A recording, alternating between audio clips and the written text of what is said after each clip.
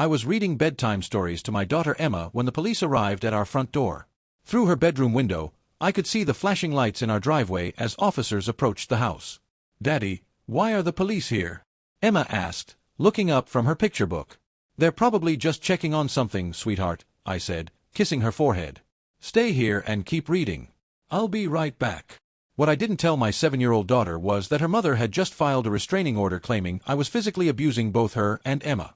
What Emma also didn't know was that I'd been documenting her mother's actual neglect and substance abuse for the past 4 months. Most importantly, what my wife Amanda didn't know was that her false allegations had just triggered the release of comprehensive video evidence that would permanently destroy her parental rights. Let me explain how a mother who thought she was manipulating the system to steal custody of our daughter ended up losing all access to her child forever. My name is Michael Torres, and I'm a data security analyst for a major tech company.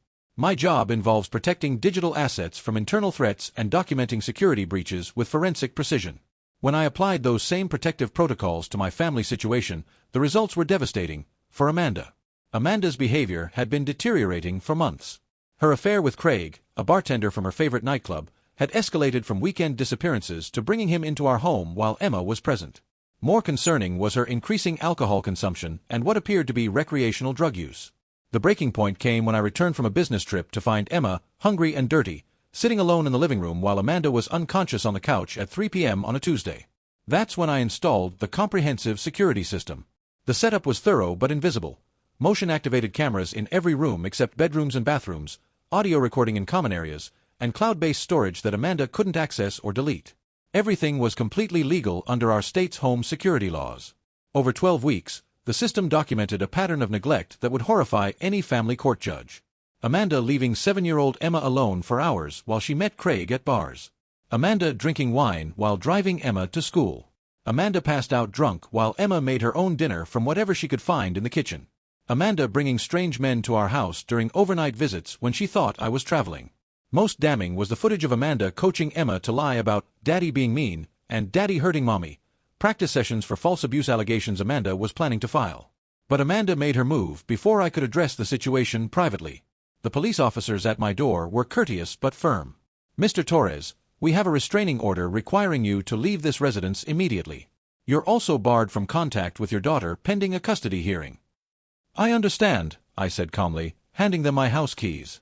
"My attorney will be in touch tomorrow morning." What the officers didn't know was that I'd been expecting this exact scenario and had prepared accordingly. My attorney, Sarah Mitchell, specialized in parental alienation cases and false abuse allegations. She'd been reviewing my security footage for 2 weeks, building a comprehensive case that would not only defend against Amanda's accusations but demonstrate her unfitness as a parent. "She just handed us everything we need," Sarah told me the next morning. "False allegations in family court carry severe penalties, especially when we can prove systematic coaching of the child." The emergency custody hearing was scheduled for Friday morning. Amanda arrived with her legal aid attorney, confident that her abuse allegations would secure her full custody and child support. She had no idea what was about to happen. "Your Honor," Sarah began, "my client faces false allegations of abuse from a mother who has been systematically neglecting their child while coaching her to lie in court proceedings." Judge Patricia Williams looked skeptical. "Those are serious counter-allegations, Counselor." "I have comprehensive documentation, Your Honor. 12 weeks of security footage showing the child's actual living conditions and the mother's preparation of false testimony."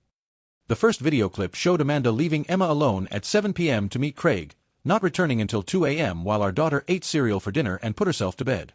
The second clip showed Amanda drinking a full bottle of wine before driving Emma to school, weaving through traffic with our child in the back seat. The third clip showed Amanda coaching Emma. "Remember, sweetie, tell the judge that Daddy yells at you. Tell them Daddy pushed Mommy. Can you practice saying that for me?" Judge Williams watched in horrified silence as clip after clip demonstrated Amanda's neglect, substance abuse, and systematic preparation of false allegations. "Mrs. Torres," the judge said, her voice cold with disgust, "these recordings show you coaching your child to lie under oath while endangering her through neglect and driving under the influence." Amanda tried to speak, but Judge Williams continued. "Furthermore, filing false abuse allegations is perjury and child endangerment. I'm ordering an immediate investigation by Child Protective Services and referring this matter to the district attorney for criminal prosecution." "Your Honor, please," Amanda's attorney began. "Mrs. Torres will have no contact with a minor child pending a full investigation. All parental rights are suspended immediately." The courtroom was silent except for Amanda's sobbing. Mr. Torres, emergency custody is awarded to you exclusively. Mrs. Torres, you are ordered to vacate the family residence within 24 hours. Amanda was arrested in the courthouse parking lot on charges of perjury, filing false reports, child endangerment, and DUI. Craig abandoned her the moment he learned about the criminal charges and the fact that she had no money, no custody, and no home. The CPS investigation took 6 weeks and confirmed everything my security system had documented. Amanda's parental rights were permanently terminated based on evidence of chronic neglect, substance abuse, and systematic coaching of false testimony. Emma never had to testify. The video evidence spoke for itself. 2 months later, Emma and I were reading bedtime stories in our same house, but without the constant fear of Amanda's unpredictable behavior. "Daddy," Emma said one night, "I'm glad I don't have to lie anymore." "You never have to lie about anything, sweetheart," I told her. "The truth always protects the people we love." Amanda was sentenced to 18 months in prison for the false allegations and child endangerment charges. She lost all parental rights permanently and was ordered to pay restitution for the legal costs her false accusations had generated. Sometimes the most important revenge isn't what you do to someone who betrays you. Sometimes it's protecting your children from someone who would use them as weapons while destroying their childhood with lies. Amanda wanted to steal our daughter through false allegations. She lost her forever through true documentation.